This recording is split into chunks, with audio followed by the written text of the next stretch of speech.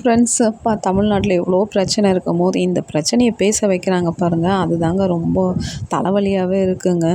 ஏன்னா விஜய் அண்ணா யார் கூட வாழ்ந்தா நம்மளுக்கு என்ன ஆகுது, வாழலைன்னா நம்மளுக்கு என்ன ஆகுது, அது அவரோட வாழ்க்கை அவர் பார்த்துக்கிறேன்றாரு. ஆனால் இங்கே 12வது படித்த பொண்ணு இன்றைக்கி இறந்து போயிருக்கிறா, ரேப் மாடலால் இறந்து போயிருக்கிறா.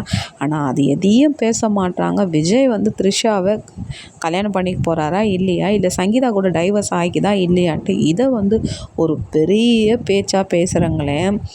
ஏங்க விஜய் அண்ணாவை பார்த்தா அவ்வளோ உங்களுக்கு அவ்வளோ காரசாரமாக இருக்கா?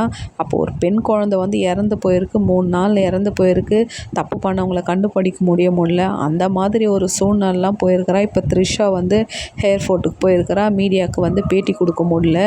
அதால் பேட்டி கொடுக்காத போகிறாங்க. அவங்களோட தன்னை அடக்கத்தை பார்த்துக்கின்னு போகிறாங்க. உடனே த்ரிஷாவுக்கு ரெஸ்பான்ஸ் தரல, ஒழுங்கு தெரியலன்னா ஒரு கல்யாணத்துக்கு ஃப்ரெண்ட்ஸாக வந்தாலும் தப்பாக பேசுகிறீங்க, ஒரு மீடியாவுக்கு பேட்டி கொடுக்காத போனாலும் தப்பாக பேசுகிறீங்க. சரி என்ன தான் சொல்லுங்கள், நாங்கள் பேசுகிறோம், நீங்கள் கற்றுக் கொடுங்க. என்னப்பா தமிழ்நாட்டில் ஒருத்தவங்களுக்கு பேசுகிறன்ற சுதந்திரமே இல்லாத ஆகிட்டு இருக்கேப்பா. ஒரு பொண்ணு ஒரு படப்பிடிப்புக்கோசரம் வெளிநாட்டுக்கு போகிறா. அவளுக்கு உங்களுக்கெல்லாம் பேசிட்டு தான் போகணுன்ட்டு இல்லையே. அவங்க வேலையை பார்த்து அவங்க குவைட்டாக போயின்னு இருக்கிறாங்க. ஆனால் இந்த த்ரிஷாவும் விஜயும் என்ன ஆனாங்கன்ட்டு ஆனால் ஒரு கேள்வியை கேட்டு நீங்களே ஒரு குழம்புறீங்க பார்த்தீங்களா?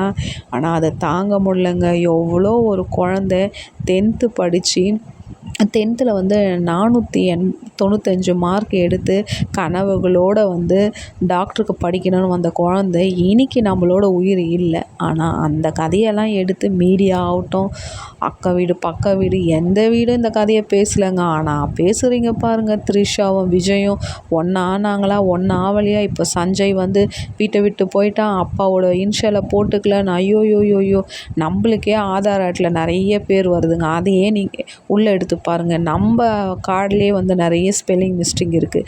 நீங்கள் ஏங்க பக்கத்து வீட்டு கதையெல்லாம் நீங்கள் ஆராயிறீங்க? லைக் பண்ணுங்கள், சப்போர்ட் பண்ணுங்கள்.